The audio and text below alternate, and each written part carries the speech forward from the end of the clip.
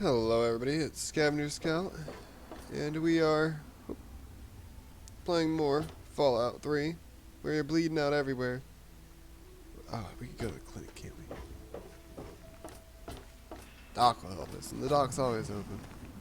And buy all his fucking stem packs. 'Cause holy crap, did we almost die. Hey Doc. You don't got... For Christ's sake, you don't look sick, and you sure as hell don't look You dead. sure about that? I'm hurt. Good Lord, this'll take some work. 100 caps worth. Alright, dude. This may sting a little. Yeah. What the... Oops. Well, that wasn't important anyway. What? You'll be fine without it. All right, that should do it. You need anything else? No, it's fine. Well, yeah. Let's... I need to trade medical supplies. Planning on going out and getting shot up, eh? A little bit.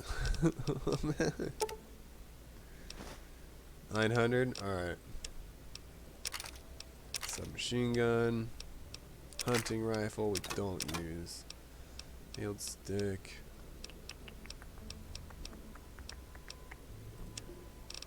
Environmental. Nope. Go. God, I had to waste some like fucking supplies on that little bastard.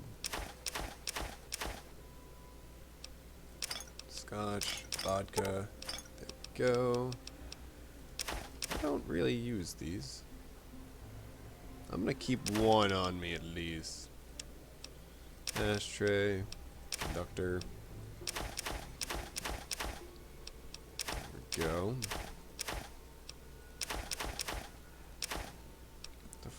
I don't know what the red pass cards do. I need that scrap metal back though.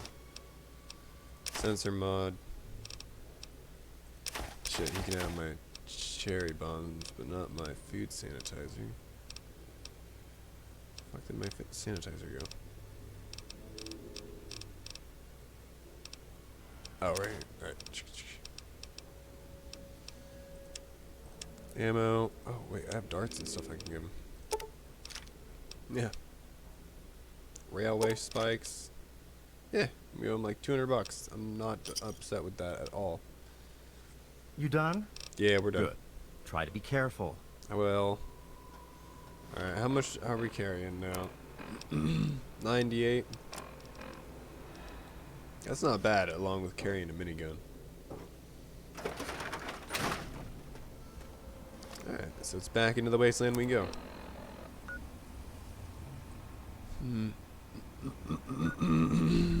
Thinking about going up here somewhere. Huh?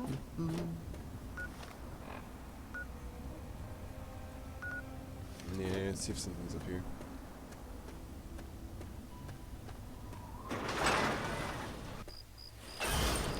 Whoa, we're halfway there. Welcome to Megaton. Actually, you know what? What the fuck is that? I think that's a city. Let's go to the city. That's what I was wondering. I was like, did we just fucking spawn right outside a city? I kind of want to see what this building is because it looks like we can go into this building. Capital Post. Oh, no shit.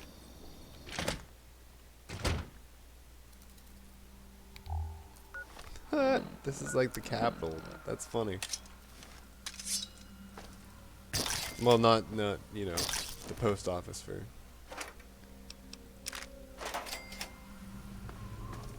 Just a little dust cloud coming from up there. Alright. Hey. What do we got here? Thriving.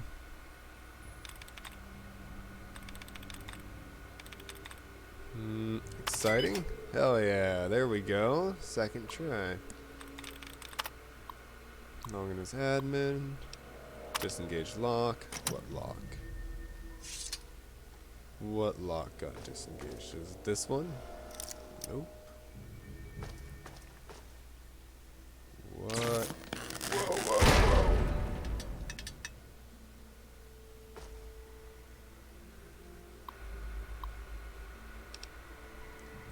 Kami's Crush. Capitol Post staff in the late evening hours of January 10th. Brave American Army force launched all offense against the entrenched Chinese Communist invaders in Beleaguered seaport of Alaska, Anchorage, Alaska. Alright. Destroying all opposition and finally liberating the city after more than 10 years of Chinese occupation. No red-blooded American can never forget that terrible winter of 2066 when Chairman Chiang's commie cutthroats mercilessly invaded the icy extents of the United States. Experience act foreign aggression that sent shockwaves all the way back to the nation's capital. But the nightmare is still finally over, and American can always come home to be brave. Once again, land of the free. By Walter. It would appear that Washington's tolerance for the American social disorder has finally reached its breaking point. In recent public statements, White House spokesman Warren Encleston said, "Oh, okay, Americans are hungry. We get it. Well, I've got news for you. Things are tough all over, people. The president himself has been forced to substitute cube steak for his nightly prime rib, and the only wine available is detestable Chateau Montrose 2043. But does he whine? Does he take to the streets like a rabid red? Please. Good people, please. Wait in line. Get your food and then go home. We're Americans. We do not solve our problems with violence." That's not true. I'm American. We've solved our problems with violence a lot.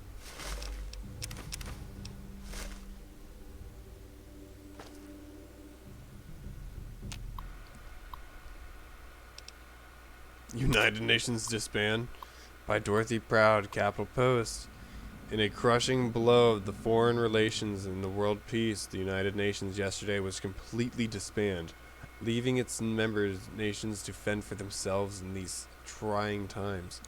Many had considered the United Nations the best hope for brokering a ceasefire between Europe, Commonwealth, and the nations of the Middle East. But such an intervention is now impossible. Damn.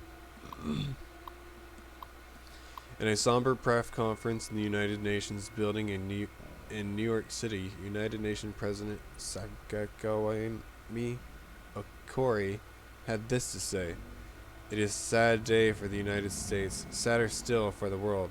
An era of relative peace and prosperity has come to a tragic end. The resource wars are upon us. In my humble opinion, the United States is now needed now more than ever. Sadly, the world disagrees. These nations that have not already moved out of the immense headquarters will have completely evacuated the premises by the end of the week. Several organizations have already begun bidding on the prime real estate, but children's toys retailer Bambola seems determined to transform the buildings into their East Coast superstore." Pint-sized slasher, more than myth? By Walter Street. What American child alive hasn't heard of the story of the pint-sized slasher? The diminutive demon in a clown's mask who stalks and slashes the innocent residents of supposedly safe suburbia. It's just one of those many folk stories parents use to scare their youngsters into behaving themselves, or is it? According to Germantown Police Chief Joseph Field, the pint-sized slasher may be more than many people would like. I don't know how the fuck I read that like that. Admit after reviewing the autopsy result of the Linden Street Slayer, we have confirmed that the force of direction of every knife wound, and considering with the attack from this much smaller assailant, a child to be precise, and to be sinister forensics findings, this statement from Christopher Atkins on one surviving victim of the adolescent assassin. And it becomes clear that the pint-sized slasher does indeed walk among us. The clown, he's going to kill us all. Do you understand me? He stabbed my brother Sean right in the face. He killed my brother, that little clown. But assuming the pint-sized slasher is indeed real, tangible, a real tangible threat to the peace-loving residents of DC suburbia, one question remains: why? What could possibly motivate a child to don a clown suit mask and murder innocent people in cold blood? We may never know, at least not until the miniature maniac is brought to justice. Until then, all we can do is lock our doors, kiss our children goodnight, pray the living to the morning. Pray we see them living in the morning. Bleh. Oh my god. One more. U.S. to annex Canada. In a move that is being widely viewed as both necessary and overdue, the United States military today declared that they will begin to immediate annexation of the country of Canada. The decision comes after a long, continuous relation with the Canada government that began shortly after the Chinese invasion of Anchorage, Alaska in the winter of 2066. The Canadian leadership at the time expressed this opposition to American troops passing through the country or traversing their airspace, but ultimately capitulated. I don't know. Tensions with our neighbors to the north have only escalated since the United States have found itself relying heavily on Canada's natural resources, including wood cultivating from country's great timber forest, to maintain the war effort against China. But it was a recent near shortage of Alaskan pipeline that finally tripped the American military's hand. That was the last straw, said Buzz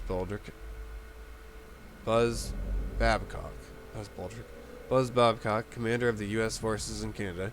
You know what's been stopping the Reds from pouring into downtown Geneva? American soldiers, that's what.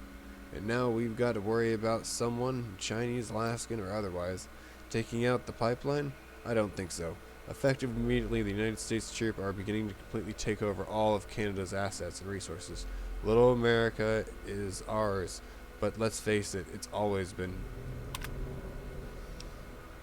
Development of a superweapon? In a startling turnaround from their previous complete convert development, the United States Army has confirmed that they are indeed working on a new superweapon, one designed specifically to crush the Red Chinese invading forces and liberate occupying Anchorage, Alaska once and for all. Speaking at an Army press conference at the Pentagon, General Constantine Chase stated, "No more secrets. The time has come to lay all the cards on the table, so the Chinese can see with their own eyes we've got winning hand.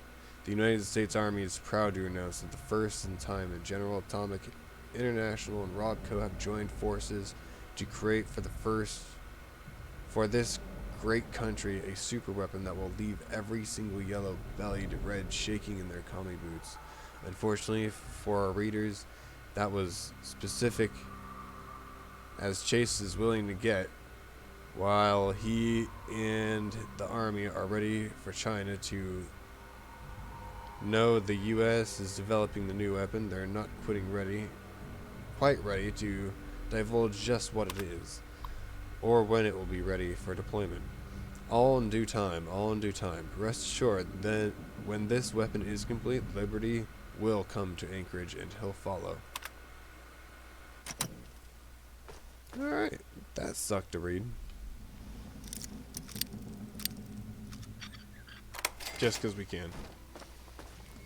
So you guys have a good morning, good evening, or good night. This episode we learned what happened right before the fucking bombs dropped, I guess. This has been Scavenger Scout, signing out.